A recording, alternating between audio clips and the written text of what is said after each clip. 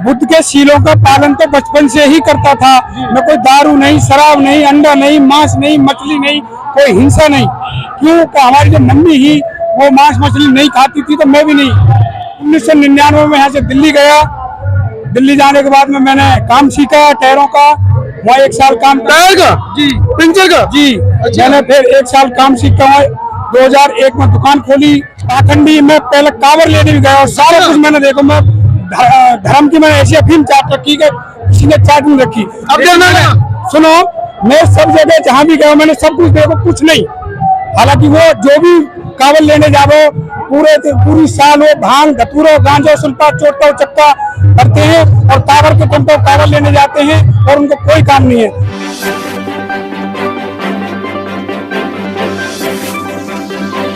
जैसे कि आप देख सकते हैं कि मैं उतर गया हूँ जिस बुद्ध विहार की हम बात कर रहे थे और जहाँ पर मैं आपको लेके आने वाला था, ये बुद्ध विहार मैं वहाँ पहुँच चुका हूँ। यह नागवंशी आदर्श बुद्ध विहार जहाँ पर मैं पहुँच चुका हूँ और आप पीछे देख सकते हैं कितने लोग हैं। पूरा गांव यहाँ पर इकट्ठा है। देखिए कितनी भीड़ है यहाँ पर, जैसे कि आप देख पा रहे हैं। और मैं दिखाता हूँ आपको कि ये बाहर से इसका एक सीन देखिए कि कैसा बना हुआ है। ये बड़ा विशाल बुद्ध विहार बनाया गया है ये। और ये जो बुद्ध विहार है यहाँ पर बहुत भीड़ है, पूरा गांव इकट्ठा है। उसके अलावा पूरे उत्तर प्रदेश से और दिल्ली से भी जगह जगह से लोग यहाँ आए हुए हैं। जिन्होंने ये बुद्ध विहार स्थापित किया है, मैं उनसे आपकी बात कराता हूँ और आपको दिखाता हूँ कि कितनी जगह में फैला है। सर, मैं बुद्ध के शीलों का पालन तो बचपन से ही करता था। मैं कोई दारू नहीं, शराब नहीं, अंडा नहीं, मांस नहीं, मछली नहीं, कोई हिंसा नहीं। क्यों कि हमारी जो मम्मी ही वो मांस मछली नहीं खाती थी, तो मैं भी नहीं। और फिर 1999 में यहाँ से दिल्ली गया। दिल्ली जाने के बाद में मैंने काम सीखा टायरों का। वहाँ 1 साल काम टायर का जी, पंचर का जी। अच्छा। मैंने फिर 1 साल काम सीखा। 2001 में दुकान खोली। एक बहुत बड़ी खबर है कि एक पिंचर लगाने वाला बहुजन समाज का व्यक्ति 70 लाख प्रॉपर्टी बुद्ध विहार बनाकर बहुजनों को गिफ्ट कर देता है। समाज सेवा में वो उसको निछावर कर देता है। जी सर। फिर मैं पाखंडी में पहले कावर लेने भी गया और सारा कुछ मैंने देखो। मैं धर्म की मैंने ऐसी अफीम चाट रखी कि किसी ने चाट नहीं रखी। अब जाना है सुनो, मैं सब जगह जहाँ भी गया मैंने सब कुछ देखो, कुछ नहीं। हालांकि वो जो भी कावल लेने जाओ पूरी साल वो भांग धतूरा गांजा सुल्फा चोटा चक्का करते हैं और कावर के टेम्पो कावल लेने जाते हैं और उनको कोई काम नहीं है। फिर उसके बाद में 2010 में मेरा बच्चा पैदा हुआ लड़का, तो मैं इस पाखंड पाल के पहले से ही खिलाफ था। मैंने लड़का सिख बना दो क्योंकि हमारे गांव में सिख थे।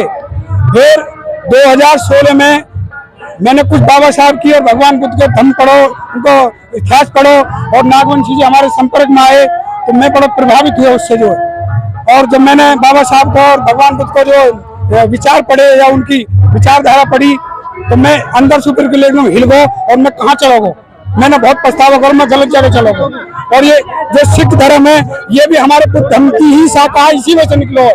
और यहाँ तक कि जो ये मुस्लिम धर्म है ये भी हमारे सिख बुद्ध धर्म में से निकलो है। ईसाई धर्म हमारे बुद्ध धर्म में से निकलो है। तो आप कह रहे थे कि मंदिर जाता था, चावल लाता था जी, और वो सपने में आके ड्रामा था ना। सपने में जिसने भय से और जिसने भगवान से भाग्य से और भूत से डंडा सीख ले तो डरना सीख जाएगा, दुनिया में सफल हो जाएगा, उसकी तरक्की का रास्ता खुल जाएंगे। कोई डर नहीं, कोई भय नहीं, कोई भूत नहीं, दुनिया में कोई ऐसी चीज है ही नहीं। ये दुनिया में नरक में जाओगे, नरक में नागपाल जी नरक में जाएंगे। धरती पे यही है। ये देखो बोर्ड पे क्या लिखो, स्वर्गीय कमल सिंह बोध। मैंने जीते जी इसलिए लिखवाया स्वर्गीय बोध बनने के बाद किसने देखो न जीते जी स्वर्ग में, तो यहाँ पे धरती ही स्वर्ग है। मैंने नाम से पहले स्वर्ग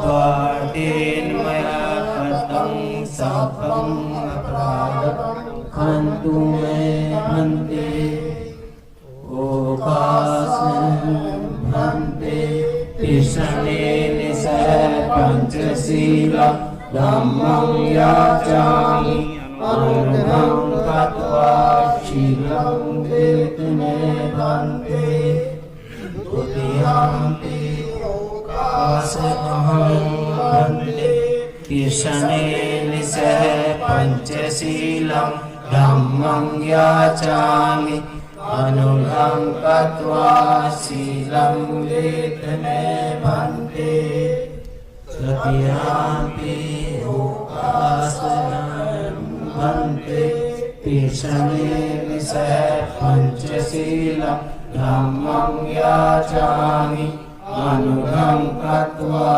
शीलं वेदने भन्ते यमहं वदामि तं वदेत्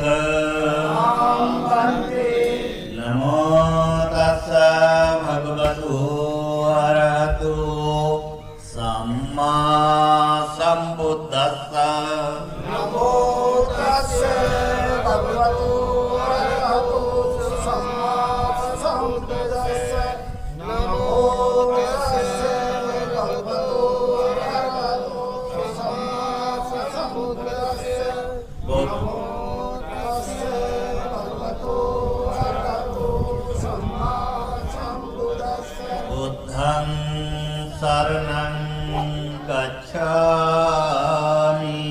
बुद्धं शरणं गच्छामि धम्मं शरणं गच्छामि धम्मं शरणं गच्छामि संघं शरणं गच्छामि संघं शरणं गच्छामि द्वितीयम्पि बुद्धं शरणं गच्छामि द्वितीयम्पि बुद्धं शरणं गच्छामि तृतीयम्पि धम्मं शरणं गच्छामि द्वितीयम्पि धम्मं शरणं गच्छामि तृतीयम्पि संघं शरणं गच्छामि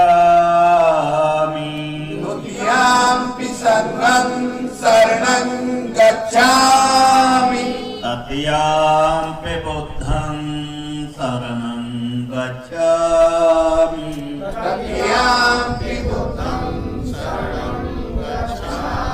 तृतीयम्पि धम्मं शरणं गच्छामि तृतीयम्पि धम्मं शरणं गच्छामि तृतीयम्पि संघं शरणं गच्छामि तृतीयम्पि संघं शरणं गच्छामि शरणागमनं पारिपुण्य भन्ते पाणातिपाता वेरमणि शिक्षापदं समादयामि पाणातिपाता वेरमणि शिक्षापदं समादयामि अदिन्नादाना वेरमणि शिक्षापदं समादयामि अदिन्नदाना वेरमणि शिक्षापदं समादयामि कामेषु मिथ्याचारा वेरमणि शिक्षापदं समादयामि कामेषु मिथ्याचारा वेरमणि शिक्षापदं समादयामि मुसावादा वेरमणि शिक्षापदं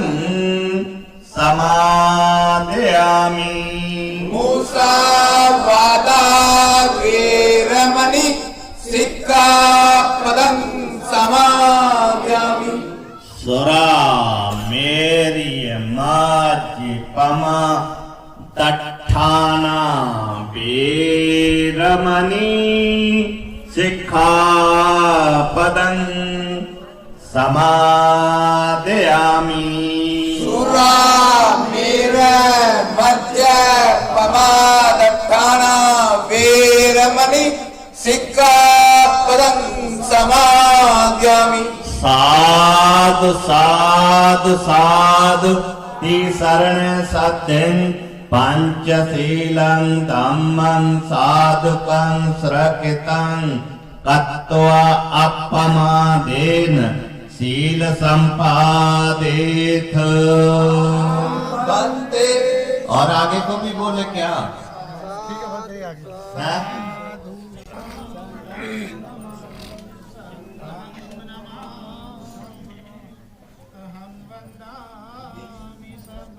जब वंदना तथागत एक तो जूते नहीं होने चाहिए, दूसरी बात हमारा जो मत्था है वो वंदन करते हैं जमीन से टच होना चाहिए।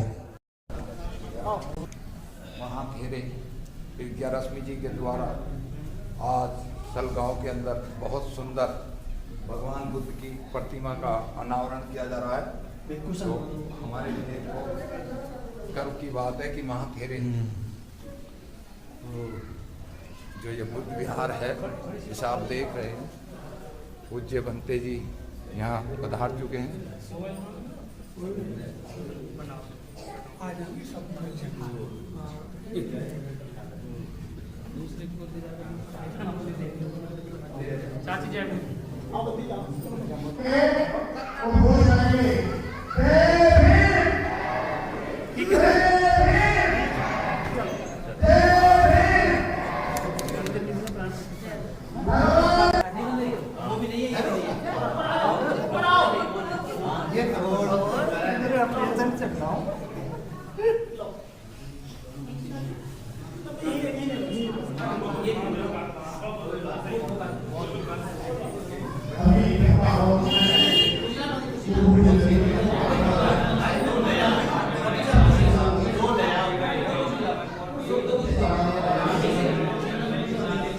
यह सालगांव का बौद्ध विहार जिसका आज उद्घाटन हुआ है, इसका नाम है नागवंश, इसका नाम है नागवंशी आदर्श बुद्ध विहार।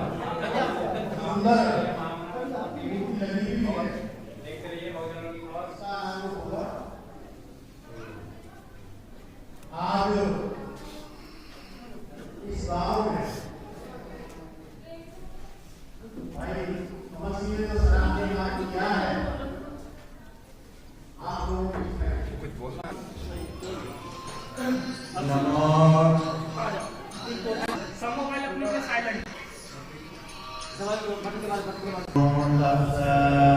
भगवतो अरहतो सम्मा सम्बुद्धस्स।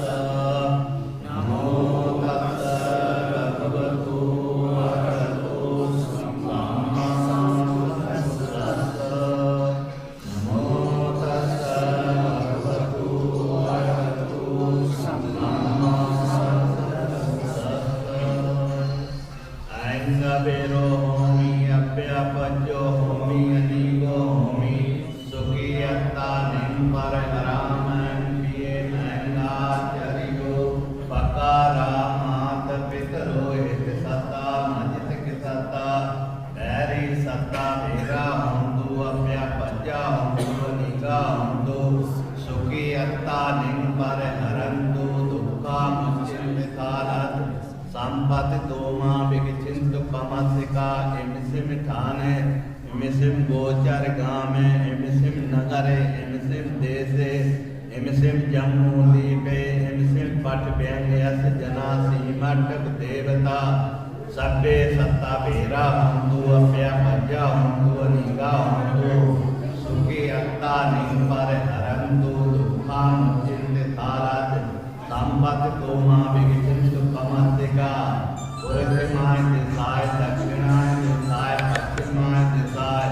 उत्तरमाय दिशाय पूर्वमाय दिशाय दक्षिणाय दिशाय पश्चिमाय दिशाय उत्तरमाय दिशाय एष्टिमाय दिशाय दिशाय वर्तमान दिशाय सभ्य सत्ता सभ्य बाड़ा सभ्य भूता सभ्य गला सभ्य अत्य भाव परिया पन्ना सभ्य इंद्रियो सभ्य पुरुषा सभ्य हरिया सभ्य अनरिया सभ्य देवा सभ्य मनुषा सभ्य आमनसा सभ्य विनिपातिका मेरा हुंदु अव्या पज्जा हुंदु अनिगा हुंदु सुखी अत्तानि पारेहरन्तु दुःखा मुचिन्तितादत् सम्पत्तितोमा विगिचिन्तु कमस्सिका पुरितिमस्मिन् दिशा भागे सन्तु देवा महतिका ते पितुरखण्ड आरोग्यना चुक्किनचा दक्षिणस्मिन् दिशा भागे सन्तु देवा महतिका ते पितुरखण्ड आरोग्यना चुक्किनचा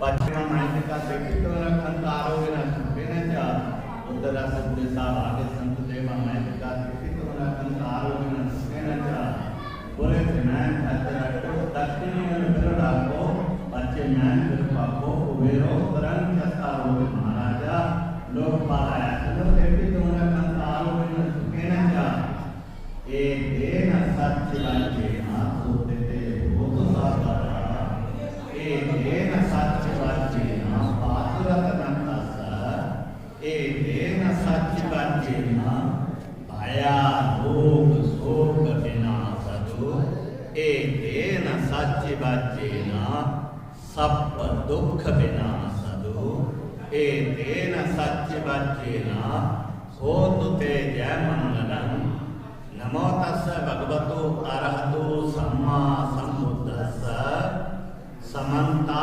चक्रवालेस्य यत्र गच्छन्तु देवता सद्मन्मुनिराजस्य सुलन्त सर्वमुखतम् धम्म समन कालो भदन्ता धम्म समन कालो भदन्ता धम्म समन कालो भदन्ता ये संता संत चिंताति शरण शरणा एतलोकांत देवा मुम्मा मुम्मा च जेवा गुणगण गण व्यापका सब कलंग आयंत परकन कमय मेरु राजे बसंतो संतो संतो साधन मुनि बरवचनम सोमंतम समंता सभेश चक्रवाले से अखा देवा से ब्रह्मणो कत्तं पुण्यं सप्प संपत् साधकं सभ्य तमनोदित्वा समग्रा सांसनेरता पमादरेता हुंदु आरका सुचेतो सास नस च लोकस होत सबदा सास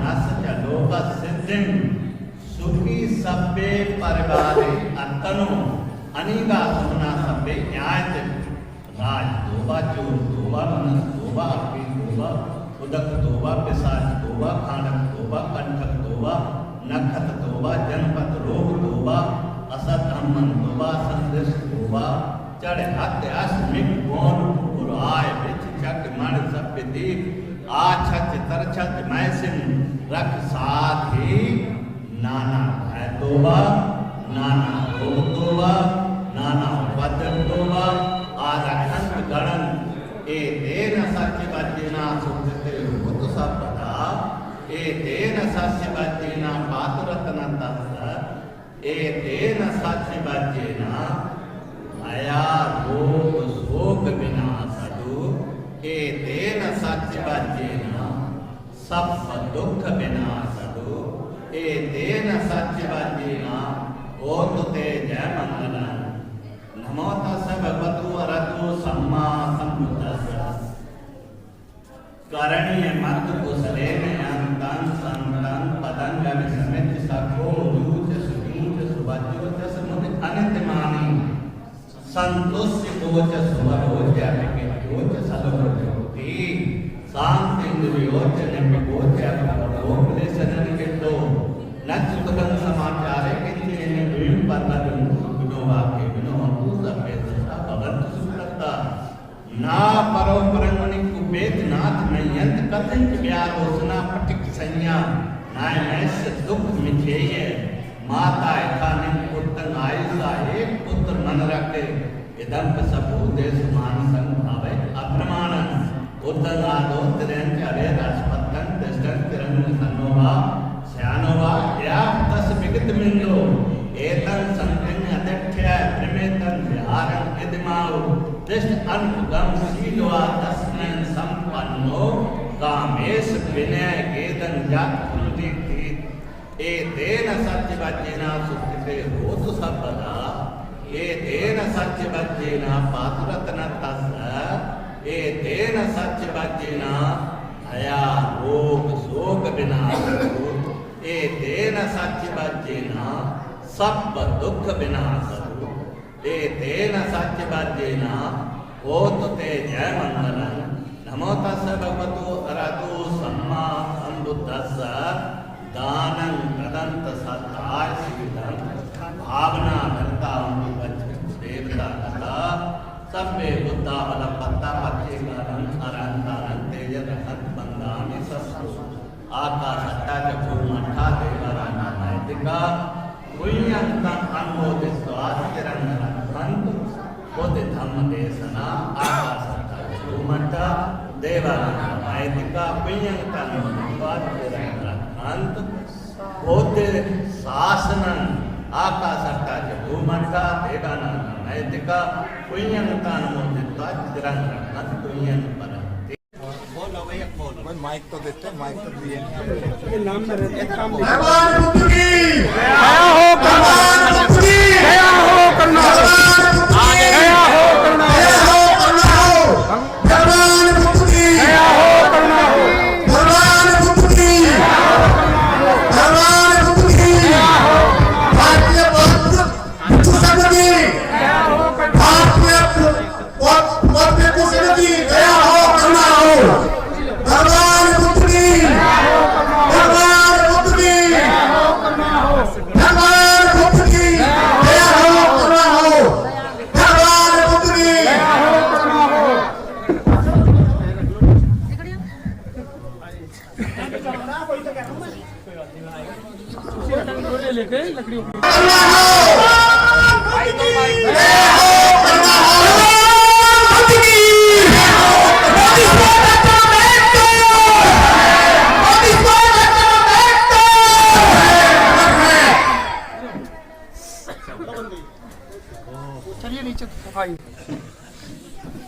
जब तक सूरज सर आप इधर खड़े रुखराज में बैठक किसी हुई है। आप बैठने में संकोच ना करें, बैठने में शर्माए नहीं। आप आकर के अपना स्थान ग्रहण करें, बहुत अच्छा लगेगा। और आप बैठेंगे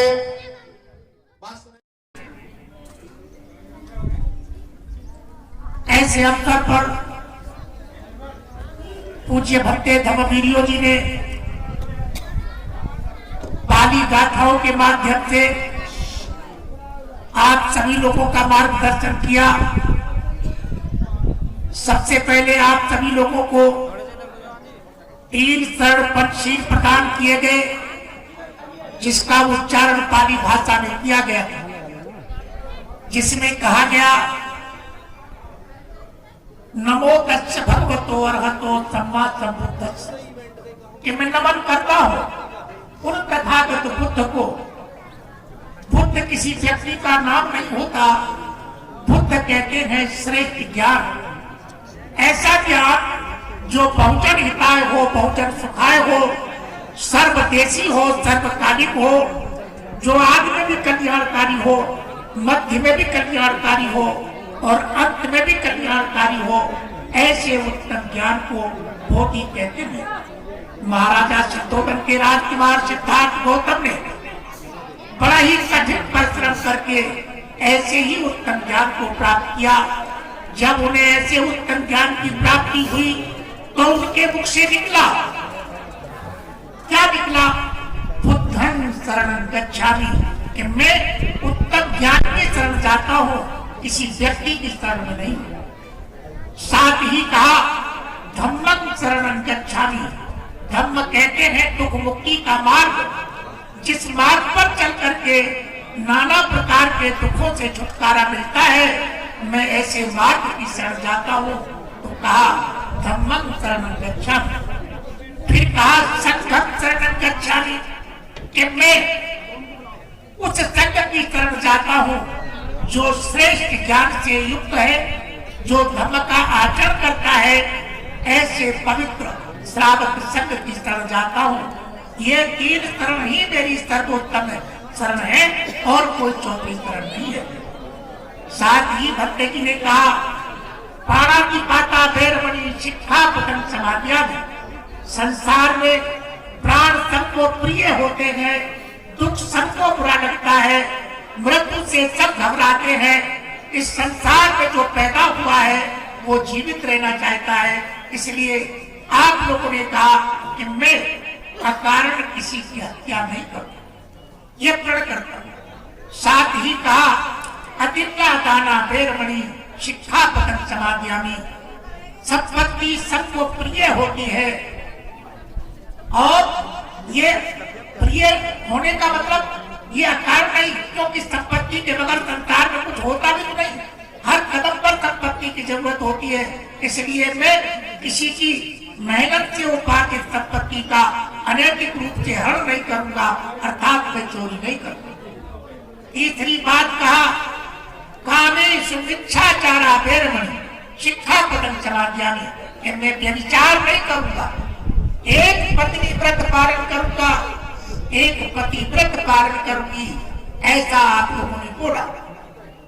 क्योंकि भगवान बुद्ध ने कहा था कि कोई व्यक्ति इस मिथ्या कामाचार से मुक्त जब हो सकता है कि जब वो अपने जीवन में यह पालन करे कि जो अपने से बड़ी है मैं उनके साथ ऐसे व्यवहार करूंगा जैसे मैं अपनी मां के साथ व्यवहार करता हूं। दूसरा, जो अपने बराबर की है मैं उनके साथ ऐसा व्यवहार करूंगा जैसे मैं अपनी बहन के साथ व्यवहार करता हूं। तीसरा, कि जो अपने से छोटी है मैं उनके साथ ऐसे व्यवहार करूंगा जैसे मैं अपनी बेटी के साथ व्यवहार करता हूं। शारीरिक संबंध केवल अपने जीवन साथी के साथ, बाकी सबको माँ, बहन और बेटी के समान समझूंगा। ऐसे ही महिलाएं भी कि मैं अपने से बड़ों के साथ ऐसे व्यवहार करूंगी जैसे मैं अपने पिता के साथ व्यवहार करती हूँ, और अपने बराबर के हैं मैं उनके साथ ऐसे व्यवहार करूंगी जैसे मैं अपने भाई के साथ व्यवहार करती हूँ, और जो अपने से छोटे हैं मैं उनके साथ ऐसे व्यवहार करूंगी जैसे मैं अपने बेटे के साथ व्यवहार करती हूँ। शारीरिक संबंध केवल अपने जीवन साथी के साथ, बाकी सबको बाप, भाई और बेटे के समान व्यवहार करूं। चौथी बात कहा, मूसा वादा बेरमणि शिक्षा पतन समाधियामी, कि मैं अपनी वाणी को दूषित नहीं करूंगा, क्योंकि जवान की बहुत बड़ी पहलू होती है। जवान के बल पर लाखों करोड़ों के व्यापार चलते हैं, जवान के बल पर बेटी बेटा पराये हो जाते हैं। इसलिए जिसकी जवान छूटी हो जाए उसके पास क्या बचा है भला। तो मैं कभी अपनी जवान को छूटा नहीं करूंगा, दूषित नहीं करूंगा, ये प्रतिज्ञा। पांचवी बात कहा, सुरा मेरे बच्चे प्रमाद खाना, कि मैं नशीली चीजों से अपने को अलग रखूंगा, क्योंकि नशा करने के बाद बुद्धि का संतुलन बिगड़ जाता है। जो काम नहीं करने चाहिए ऐसे काम भी कर देता है, क्योंकि तथागत ने कहा नशा सारे पापों की जननी है। जो व्यक्ति नशा कर सकता है वो कोई भी पाप कर सकता है। इसलिए आप लोगों ने बोला था कि हम नशीली चीजों से अपने को सर्वथा अलग रखेंगे। यह भट्टे जी ने आपको शुरू में 3 तपशील के माध्यम से आपको बताया। साथ ही अभी देखिए प्रतिमा का अनावरण हुआ, अभी बड़ी प्रतिमा का अनावरण हुआ, भट्टे जी ने और जो यहाँ पर भिक्षु हैं उन सभी ने यहाँ पर उपासक और उपासिकाओं के प्रति मतलब उनका आशीर्वाद प्रदान किया कि आप लोग यहाँ आए हैं, तथागत की मूर्ति का अनावरण हुआ है। ऐसे अवसर पर यह भिक्षु संघ आपके सुखी और सतत एवं बहुमुखी विकास के लिए कामना करता है। कुछ इसमें कहा गया था, क्या कहा, बाहो सहा कबिल विक्तम सावधंतम गिरि मेघनं उदित पूरकते नमारं दानादि धर्म विधिना जितवा वृंदो तत्ते गता भक्ते जय मंगला। कि जित तथागत बुद्धि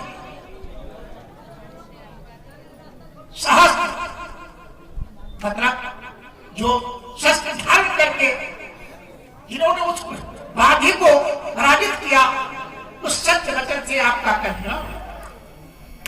नालागिरी के जमाने के जो नालागिरी हाथी था, जो अजात शत्रु के कहने से, मतलब देवदत्त के कहने से अजात शत्रु ने तथागत की हत्या करने के लिए जो हाथी छोड़ा था, तथागत बुद्ध ने अपने मैत्रीय बल से ऐसे दुष्ट व्यक्ति को भी जीत लिया।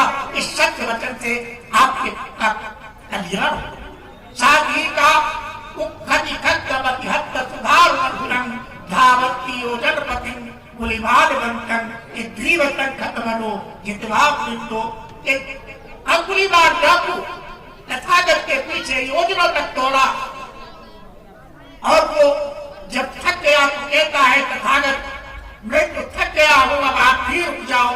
तो बुद्ध कहते हैं अंगुलीमाल मैं तो बहुत दिन पहले रुक गया था, अब तू अत्याचार करने से कब रुकेगा। तथागत बुद्ध ने ऐसे दुष्ट व्यक्ति को भी अपने मैत्रीय बल से एक सत्य पुरुष बना दिया, एक महापुरुष बना दिया। इस सत्य वचन से आप सबका कल्याण। क्योंकि एक बात मुझे याद आती है कि जब सुदत्त को जब ये देखने को मिला था कि एक रिश्तेदार के यहाँ गए थे वो, और उन्होंने देखा कि वहां बड़ा उत्सव हो रहा था, तो उसके मन में भी ये बात आई कि काश मैं भी तथागत को अपने घर पर, अपने गांव में, अपनी बस्ती में आमंत्रित करूं और उनका ये ओजस्वी कल्याणकारी बात मेरे समाज के लोगों को भी सुनने को मिले। तो उसने ऐसा ही किया, बुद्ध को आमंत्रित किया और बुद्ध का आमंत्रण स्वीकार करने के बाद सुदत्त ने अपने गांव में जाकर के बुद्ध विहार की स्थापना का निर्णय लिया।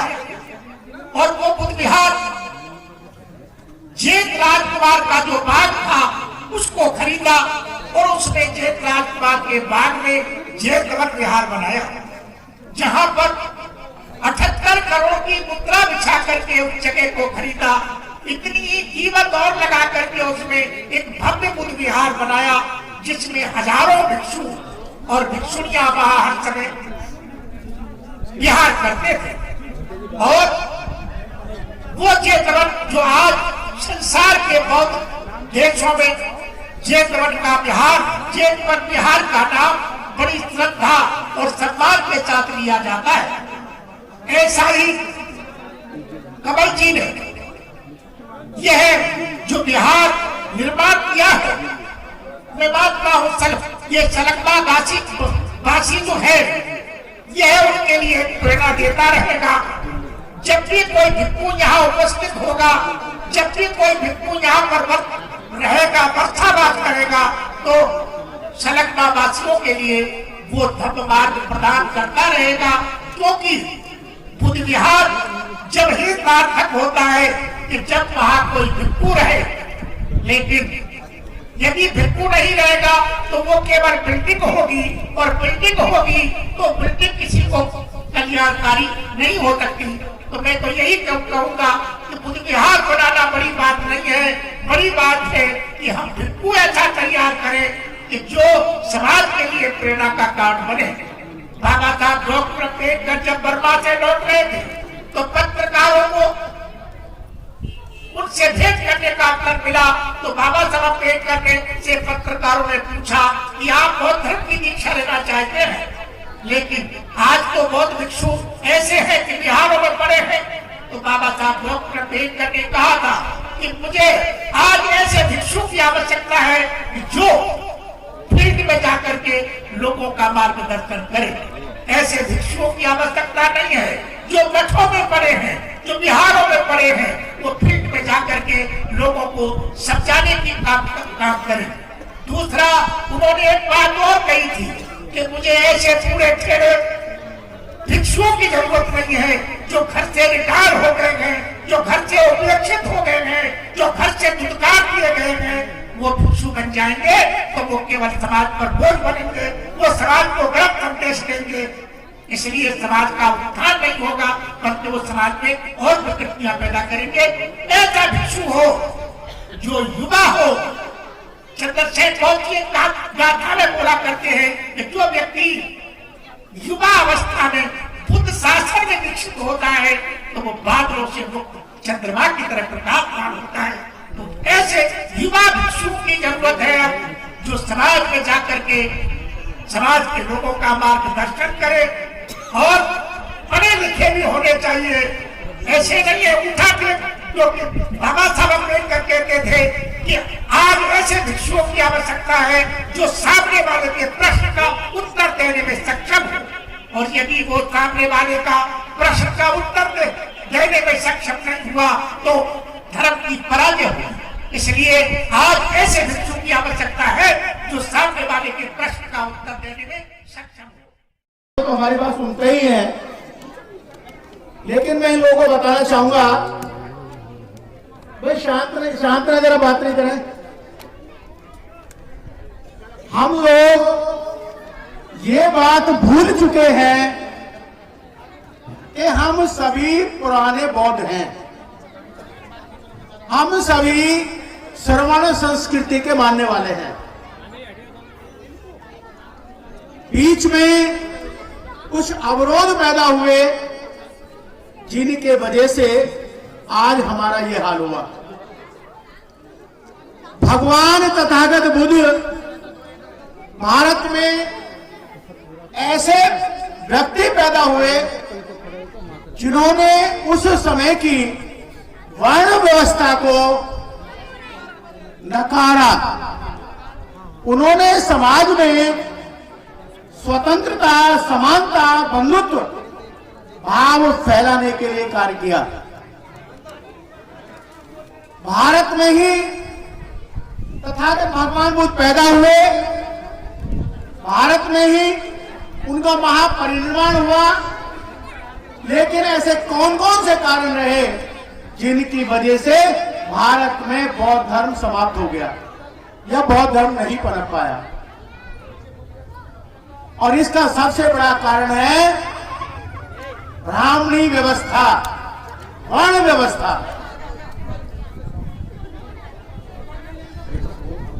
वर्ण व्यवस्था, देखिए मैं दो चीज की तुलना करना चाहूंगा, आपको बताना चाहूंगा कि ब्राह्मण व्यवस्था में वर्ण व्यवस्था है, जातिवाद है, 4 वर्ण हैं, और भगवान तथागत बुद्ध के धर्म में कोई जाति नहीं है, कोई वर्ण व्यवस्था नहीं है, सब समान हैं। आपको पता है कि हिंदू रहते हुए हिंदू धर्म में हमारे जो लोग हैं, मूंछ रखने पर उनको मर्डर किया जाता है, जान से मार दिया जाता है। मंदिर जाने पर उनको पीटा जाता है, बाहर रखने पर उनको पीटा जाता है। ऐसी उस व्यवस्था में हम लोग सारे जी रहे हैं। आखिर क्यों? कितने लोग आज ऐसे हैं जो बाबा साहब को मानते हैं? जरा मुझे उठाएंगे हाथ। बाबा साहब को मानते हैं, बहुत बहुत धन्यवाद। लेकिन एक इसके साथ और भी शर्त है कि आप बाबा साहब को तो मानते हैं, क्या आप बाबा साहब की मानते हैं? बाबा साहब की नहीं मानते। दिल्ली वाले तो मानते हैं जो आए हमारे साथ, लेकिन जो यहाँ के लोग हैं, महिलाएं हैं, वो भी बाबा साहब की बात को नहीं मानती। जिस दिन बाबा साहब को मानने के साथ साथ बाबा साहब की बात को मानना शुरू कर देंगे, उस दिन ये देश बाबा साहब के विचारों का होगा, भगवान बुद्ध के विचारों का होगा, और आपकी आजादी का दिवस होगा। आप उसी दिन आजाद होंगे जिस दिन आप बाबा साहब की बात को मानना स्वीकार कर देंगे। एक छोटी सी कहानी मैं सुनाऊं आपको। महिला ज्यादा बैठी हैं, बच्चे हैं, इसलिए मैं ज्यादा जोर दे रहा हूं इन बातों पे। भाई शांत रहें जरा बराबर में। एक बुद्धिस्ट परिवार की महिला, एक बुद्धिस्ट परिवार की महिला लड़की, उसकी शादी एक हिंदू परिवार में होती है। बहुत दिन अब आप समझते हैं जब वो बुद्धिस्ट परिवार की महिला है तो उसके बुद्धिस्ट जैसे संस्कार हैं, जो हिंदू जैसी महिला है उसके हिंदू जैसे संस्कार हैं। अब उसकी सास हिंदू संस्कृति की थी, तो उसने कहा कि बेटी आज मंदिर चलना है, मंदिर चलना है। वो बहुत दिन तक तो उसको टलाती रही, लेकिन फिर भी उसने कहा कि आज मम्मा को सबक सिखाना ही होगा। तो उसने कहा कि भाई आज हमें मंदिर चलना है। तो उसने कहा कि ठीक हम चलते हैं। थाली सजाई और वो चल दी। रास्ते में जैसे ही मंदिर के द्वार पर पहुंची तो उसको एक गाय मिली, और जो उसका बच्चा उसका दूध पी रहा था वो पत्थर की गाय थी। उसने कहा बेटी कि अम्मा कि देखो ये गाय का दूध बछड़ा पी रहा है, इसको हटाओ। तो उसकी सास ने कहा कि भाई ये तो पत्थर का है, ये पत्थर की गाय है, ये दूध नहीं पी सकता, दूध नहीं देती गाय। उसने कहा आगे बढ़ी, फिर आगे देखा तो एक पत्थर का शेर था, और वो लड़की ने उसको सिखाने के लिए बोला अरे माँ कहाँ बेटी? कि देखो शेर आ रहा है। उसने कहा कि भाई शेर आ रहा है, ये तो पत्थर का है, ये खाएगा नहीं? माँ खा जाएगा। ये नहीं खाएगा, पत्थर का है। तो वो जो है फिर आगे चली, और आगे अपने आप को पता ही है वो प्रतिमा थी दुर्गा की। तो उसने कहा कि बेटी यहाँ पूजो। तो उसने कहा, अपनी सास को सिखाया कि माँ जब पत्थर की गाय दूध नहीं दे सकती, पत्थर का शेर हमें खा नहीं सकता, तो ये बताइए पत्थर की जो मूर्ति है ये हमें क्या देगी? और उसी दिन से जो हिंदू धर्म को मानती थी वो उसकी सास बुद्धिस्ट बन गई और बाबा साहब की अनुयायी बन गई। तो इन सब बातों को ध्यान में रखते हुए वैसे काफी सोच के आया था कुछ बताऊं लोगों को, लेकिन समय का अभाव है, बनते जी ज्यादा टाइम लेंगे। अंत में मैं आपको सिर्फ एक ही बात कहूंगा, ध्यान से सुने सभी यहाँ के लोग, महिलाएं भी सुने। इन हिंदू व जिन लोगों की हम पूजा करते हैं, जिनकी हम पूजा करते हैं, उन्होंने हमारे पूर्वजों का नाश किया, हमारे पूर्वजों को मारा, हमारे पूर्वजों की हत्या की, और उन्हीं की हम होली मनाते हैं, दिवाली मनाते हैं, भैया दूज मनाते हैं, करवा चौथ मनाते हैं। ये क्या है? उन लोगों ने हमारे पूर्वजों को मारा जो बुद्धिस्ट कल्चर के थे, सरल संस्कृति के मानने वाले थे, बुद्धिस्ट थे, और उन्हीं लोगों की आज हम बड़े लोग से पूजा करते हैं। क्या ये शर्म की बात है? नहीं है?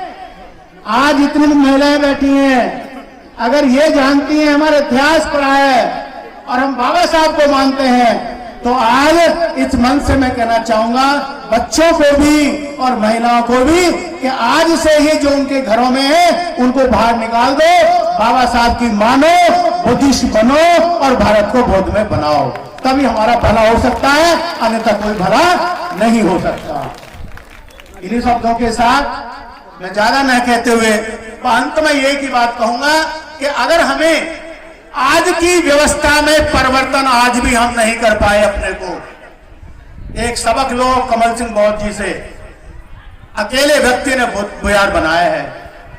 आप मंदिर में जाती हैं उसको जाना छोड़ दें, हर संडे को बुद्ध विहार में आ जाएं, अपना कोई भी काम करना हो उससे पहले बुद्ध विहार में जाएं और अपना मत्था टेके और बाबा साहब भगवान बुद्ध को नमन करें, तभी आपका उपकार हो सकता है, तभी आपका भला हो सकता है। इन्हीं शब्दों के साथ मैं अपनी बात को विराम देता हूं। जय भीम, जय भारत।